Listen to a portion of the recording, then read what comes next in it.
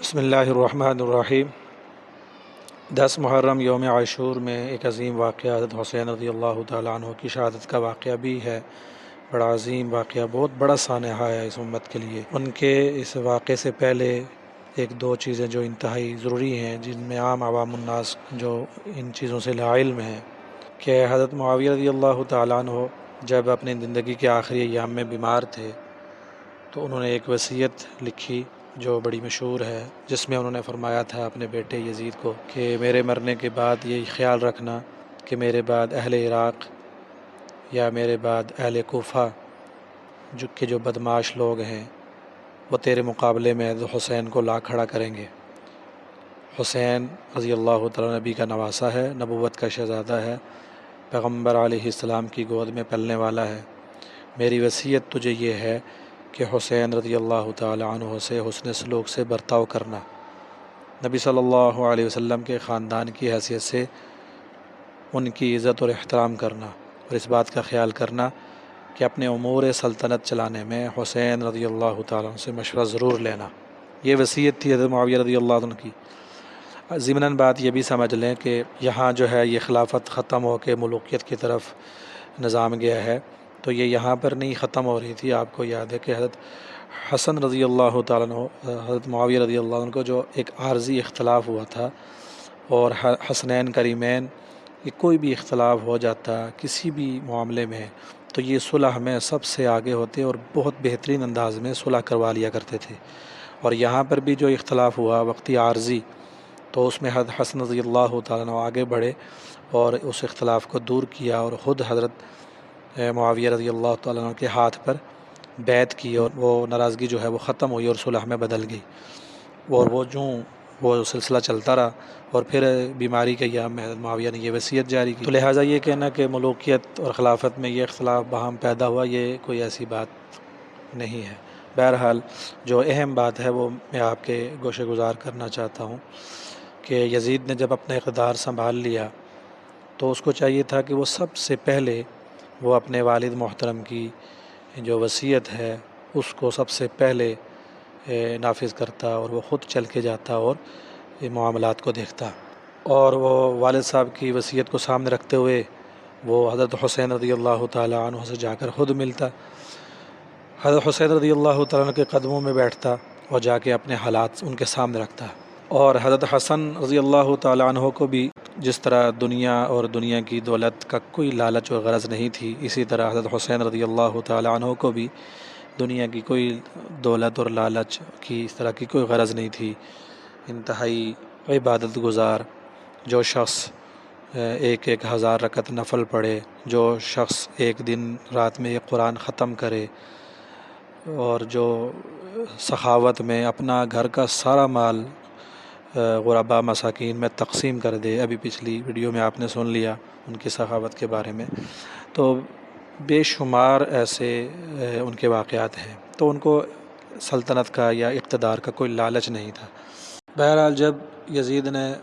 تخت خلافت سنبھال لیا، اقتدار اس کے ہاتھ میں آیا، تو یزید نے جو مدینہ کا گورنر تھا ان کو خط لکھا کہ سب سے میری بیعت لو، بالخصوص جو بڑے صحابہ ہیں ان سے میری بیعت لو۔ حضرت حسین رضی اللہ تعالیٰ عنہ بھی اس وقت وہیں تھے، عبداللہ ابن زبیر رضی اللہ تعالیٰ عنہ بھی وہاں تھے، عبداللہ بن عمر رضی اللہ وہ بھی تھے، اور اس نے کہا کہ ان حضرات سے کہو کہ یہ بھی میری سلطنت کی بیعت کریں۔ تو اس پر کچھ لوگوں نے تو بیعت کر لی، اور جب یہ گورنر حضرت حسین رضی اللہ تعالیٰ عنہ کے پاس یہ خط لے کے گیا بیعت کے حوالے سے، تو حضرت حسین نے فی الفور بیعت سے معذرت کی اور کہا کہ میں اپنے جو بڑے اکابرین صحابہ ہیں، کچھ مکہ میں بھی ہیں، تو میں ان سے مشاورت کروں گا، پھر جو بھی ہے فیصلہ کریں گے۔ تو بظاہر انہوں نے یہ معذرت کی اور کہا کہ میں اس پر غور کروں گا، اور یہ غور کرنا اس لیے کہ ہمارے مشورے کے خلاف وہاں پر حکومت ایک بنا دی گئی ہے، ابھی مشورہ بھی نہیں لیا گیا، تو ظاہر ہے ہم اس بارے میں سوچیں گے۔ ہم حضور علیہ الصلوۃ والسلام کے شہر مدینہ میں بیٹھے ہیں، اور وہ تو ملک دور ہے، ایسا نظام تو آج کل کے نظام کی طرح نہیں تھا سیٹلائٹ کا، تو انہوں نے شورا طلب کی اور مشورے کے لیے جو بڑے صحابہ تھے ان کے پاس گئے، اور یہ بھی خیال تھا کہ یزید کو بھی اتنی جلدی جو ہے وہ تخت خلافت کو نہیں سنبھالنا چاہیے، بڑی شورا جو ہے وہ بڑے اکابر صحابہ یہاں مکہ اور مدینہ میں ہیں، وہ ان امور کو جانتے ہیں، باہم ان کی مشاورت سے چلتا، تو اس لیے یہ جلد بازی ایک تھی جس سے انہوں نے معذرت کی کہ فی الفور اس کو ماننا جو ہے وہ درست نہیں ہوگا۔ اس بات کا علم جب اہل کوفہ کو ہوا تو انہوں نے حضرت حسین رضی اللہ تعالیٰ عنہ کو خطوط لکھنا شروع ہوئے کہ ہم نے یزید کے ہاتھ پہ بیعت نہیں کی اور ہم آپ کے منتظر ہیں، آپ آئیں گے ہم آپ کے ہاتھ پہ بیعت کریں گے۔ اس طرح کے خطوط جو ہیں وہ بہت زیادہ جانا شروع ہوئے، اور یہاں تک کہ کچھ خطوط میں یہ بھی لکھا کہ اگر آپ نہیں آئے تو پھر کل قیامت میں ہم آپ سے اس کی جواب طلبی کریں گے۔ تو اس طرح کے خطوط بہت زیادہ جانا شروع ہوئے۔ آپ نے ان خطوط کے مشورے کے لیے جو اس وقت بڑے صحابہ تھے، حضرت ابن زبیر تھے، عبداللہ بن عمر تھے، ان کے پاس گئے کہ اس طرح خطوط ہیں، آپ اس بارے میں کیا رائے دیتے ہیں کہ مجھے کیا وہاں جانا چاہیے یا نہیں؟ تو اس پر جو بڑے اکابر صحابہ تھے انہوں نے کہا کہ اس وقت امن کے لحاظ سے آپ کے لیے مکہ سے زیادہ کوئی بھی زیادہ امن والی جگہ نہیں ہے، اور آپ ہماری رائے یہ ہے کہ آپ وہاں کوفہ نہ جائیں، اس لیے کہ ان لوگوں نے آپ کے والد حضرت علی رضی اللہ تعالیٰ عنہ کو شہید کیا، اسی طرح حضرت حسن رضی اللہ تعالیٰ عنہ کو بھی زیادہ دیا گیا، تو ہم تو آپ کو یہی رائے دیتے ہیں کہ آپ وہاں تشریف نہ لے کے جائیں۔ اور اس پر یہ بھی رائے دی رات نے کہ اگر وہ لوگ اتنے مخلص اور سچے ہیں آپ کے بارے میں تو آپ پہلے خود نہ جائیں، اگر جانا بھی ہے تو آپ اپنے کسی قاصد کو، سفیر کو پہلے بھیجیں، وہ حالات کا موازنہ کریں، حالات کو دیکھیں، اگر موافق ہیں تو پھر آپ تشریف لے جائیں۔ اس پر حضرت حسین رضی اللہ تعالیٰ عنہ نے سیدنا مسلم بن عقیل رضی اللہ تعالیٰ عنہ کو بھیجا، اور ان کے ساتھ 6-7 بندوں کی ایک جماعت بھیجی کہ آپ وہاں کوفہ کے حالات معلوم کر کے آئیں کہ آیا واقعی اس میں حقائق کیا ہے۔ جب حضرت مسلم بن عقیل اپنے 6-7 ساتھیوں کے ساتھ کوفہ پہنچے تو کوفہ کے لوگوں نے ان کا بہت اچھا زبردست استقبال کیا، تقریباً 80,000 سے زیادہ کوفیوں نے امام مسلم رضی اللہ تعالیٰ کے ہاتھ پر بیعت بھی کر لی اور اس بیعت کا اعلان بھی کیا، اور پھر آپ نے امامت کروائی اور سب نے آپ کے پیچھے پہلی نماز بھی پڑھی۔ اس پر ان کو اعتماد میں لیا، مسلم بن عقیل ان کو اعتماد میں لیا، اور پھر جب انہوں نے خط لکھا حضرت حسین کو کہ حالات موافق ہیں، کثیر تعداد یہاں کوفہ والوں کی وہ آپ کی منتظر ہیں اور آپ کے ہاتھ پر بیعت کرنا چاہتے ہیں، یہ خط حضرت مسلم بن عقیل نے لکھ کر مکہ کو بھیج دیا۔ اور اس وقت جو کوفہ کا گورنر تھا نعمان ابن بشیر، گویا اس نے بھی مخالفت چھوڑ کر حضرت حسین رضی اللہ عنہ کی تائید میں ہی کہا کہ میں ان کی مخالفت کر کے اپنے آپ کو جہنم میں نہیں لے کے جانا چاہتا، بے شک حضرت حسین آئیں اور وہ جو بھی فیصلہ کریں گے تو ہم ان کے ساتھ ہوں گے، ہم ان کے خلاف مقابلہ سازی نہیں کریں گے، ان کے حق میں رہیں گے۔ ادھر یزید کو جب اس سارے واقعے کا علم ہوا کہ کوفہ والوں نے جو ہے وہ مسلم بن عقیل کے ہاتھ پر بیعت کر لی اور میرے خلاف جو ہے وہ بغاوت کر رہے ہیں، اور سارا علاقہ جو ہے وہ حضرت حسین کو بلانے کے لیے تیار ہو چکا ہے، تو اس نے سب سے پہلے حضرت نعمان بن بشیر کو جو گورنر تھے ان کو ہٹا دیا اور ابن زیاد کو فی الفور جو ہے وہ گورنر بنا دیا۔ ابن زیاد جو ہے وہ اپنے رویے کے اعتبار سے انتہائی سخت، ایک بری عادات کا انسان تھا، غلط آدمی یعنی تصور کیا جاتا تھا، اور ابن زیاد کو جب گورنر بنا دیا گیا تو وہ جب کوفہ میں داخل ہوا اور یہ سارے کوفی جو ہیں وہ کھڑے تھے، انہوں نے یہ سوچا کہ حضرت حسین آئیں گے اور ہم ان کا استقبال بڑے والہانہ اور پرتپاک انداز میں کریں گے، لیکن یہ آنے والا شخص حضرت حسین نہیں تھے بلکہ ابن زیاد تھا۔ جب اس نے آ کر تخت پر یا اپنی جگہ پر اپنے آگے منہ سے جب کپڑا ہٹایا اور اس نے کہا کہ میں حسین نہیں، میں ابن زیاد ہوں اور تم لوگوں کے سارے احوال میرے سامنے آ چکے ہیں، اور ڈرایا دھمکایا۔ اب یہاں ایک یہ بھی پوائنٹ نوٹ کرنے کی چیز ہے کہ ابن زیاد اکیلا داخل ہوا تھا، یہ لوگ سارے کے سارے چاہتے تو یہ مل کر ابن زیاد کو یعنی کہ اس کو گورنر سے ہٹا بھی سکتے تھے، اس کو مار بھی سکتے تھے، لیکن ان سب لوگوں نے پہلے مسلم بن عقیل کے ہاتھ پر بیعت کی، ان کو اعتماد میں لیا، ان سے خط لکھوایا اور وہ بھیج دیا گیا۔ اب یہ خط ظاہر جائے گا، حسین رضی اللہ تعالیٰ عنہ ادھر سے اپنا قافلہ اپنے نہ کہ لڑائی کے لیے بلکہ رہائش کے لیے، یہاں رہنے کے لیے وہ اپنے قافلے کو لے کر نکل پڑیں گے، اور ادھر حالات چینج ہو گئے۔ ان لوگوں نے بھی ابن زیاد سے کوئی ایسی مزاحمت نہیں کی، اور چپ کر کے آہستہ آہستہ وہ لوگ جو ہیں وہ مسلم بن عقیل سے پیچھے ہٹنا شروع ہو گئے۔ تو ابن زیاد کے اعلان کے بعد یہ کوفی آہستہ آہستہ مسلم بن عقیل کو بے یار و مددگار انہوں نے چھوڑنا شروع کر دیا، اور یہاں تک کہ پھر مغرب کی نماز میں جو ہزاروں کا مجمع تھا، جب مسلم بن عقیل نے امامت کروائی اور سلام پھیرا تو اس وقت 3 یا 5 چند آدمی پیچھے تھے، باقی سب کے سب جو ہے وہ مسلم بن عقیل کو چھوڑ چکے تھے۔ یہاں تک کہ نماز کے بعد مسلم بن عقیل کو کوئی اپنے گھر میں مہمان بھی نہیں بنانا چاہ رہا تھا، کوئی رہائش بھی نہیں دے رہا تھا۔ بالآخر مسلم بن عقیل کو گرفتار کر لیا گیا اور ابن زیاد کے دربار میں ان کو پیش کیا گیا۔ انہوں نے سلام نہیں کیا، اس نے وجہ پوچھی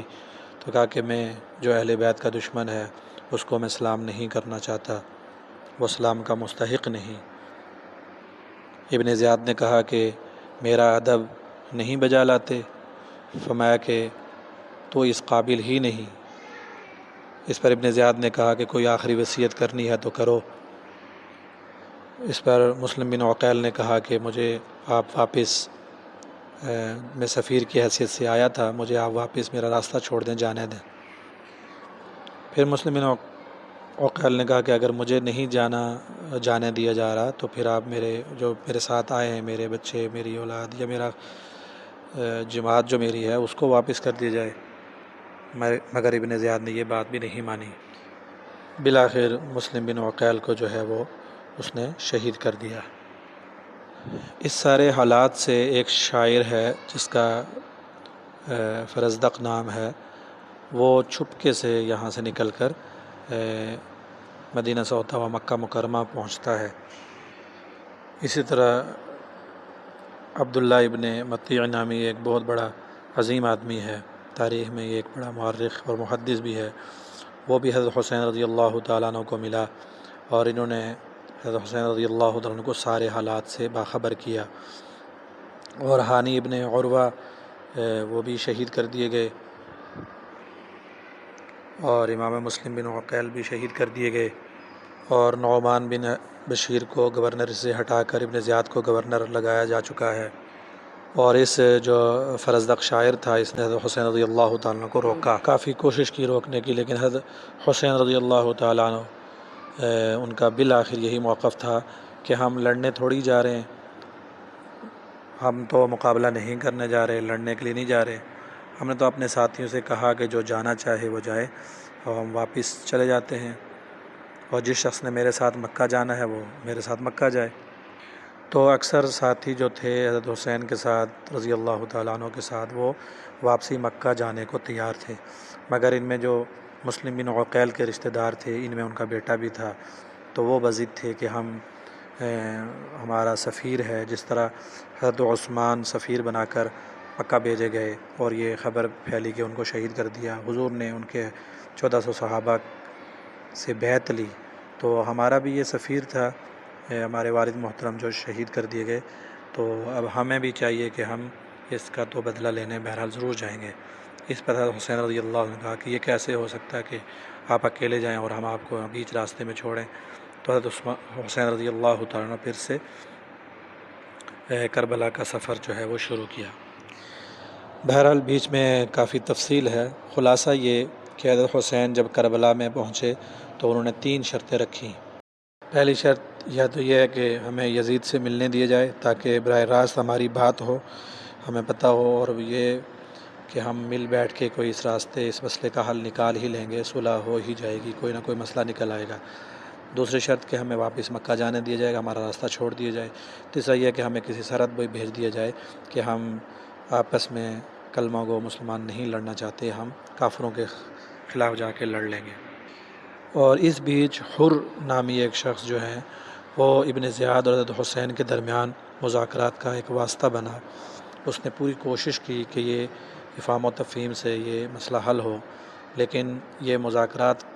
کامیاب بھی ہو جاتے، مگر ان مذاکرات کو ناکام بنانے میں شمر ذیلجوشن جو تھا وہ بیچ میں حائل ہوا۔ وہ انتہائی ایک بدماش انسان جو یہ چاہتا ہی نہیں تھا کہ یہ صلح ہو، اور یوں حضرت حسین کے ساتھ اس کی ذاتی دشمنی اور ان کے ساتھ بغض، اور اہل بیت کے ساتھ جو ہے وہ اس کا بغض وہ حائل رہا، اور یہ مذاکرات اس نے ناکام بنوائے، اور کہا کہ ہر حال میں جو ہے یہ ایک ہی حل ہے کہ ابن زیاد کو اس پر ابھارا کہ ہماری تلواریں یا ہماری جنگ جو ہے وہ حضرت حسین سے ہو کے ہی رہے گی۔ حضرت حسین کا وہاں ایک تاریخی خطبہ جو انہوں نے کوفیوں سے کیا کہ کیا میں خود سے آیا، کیا آپ نے خطوط نہیں لکھے، مجھے بلایا نہیں، اس سب کے باوجود ان کے سر شرم سے جھکے ہوئے تھے، وہ ان کے پاس کوئی جواب نہیں تھا، وہ خاموش ہی رہے۔ بالآخر جو یہ شمر ذیلجوشن تھا نے ان کے یہ مذاکرات ناکام بنوائے اور بالآخر لڑائی کا حکم دیا اور خود لڑا۔ اس مشکل ترین حالات میں حضرت حسین رضی اللہ تعالیٰ عنہ کی نہ کوئی نماز